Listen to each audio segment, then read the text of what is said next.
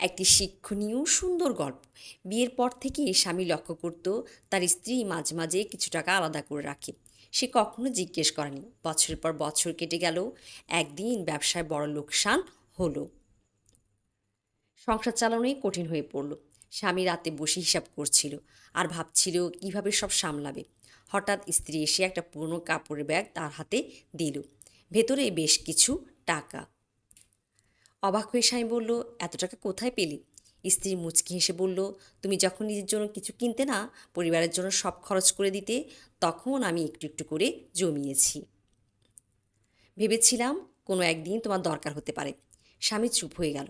তার মনে পড়ল কতবার সে ভেবেছে স্ত্রী শুধু খরচই করে, অথচ সেই মানুষটাই নীরবে তার সবচেয়ে বড় ভরসা হয়ে ছিল। সেই দিন রাতে তাদের মধ্যে কোনো বড় কথা হয়নি।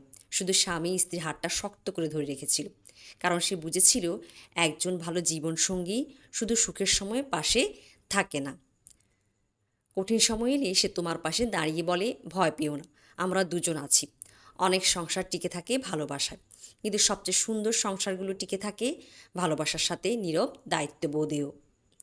গল্পটি ভালো লাগলে একটা লাইক দেবেন, শেয়ার করবেন, আর এমন শিক্ষণীয় সুন্দর গল্পগুলো শুনতে চ্যানেলটি সাবস্ক্রাইব করে পাশে থাকবেন।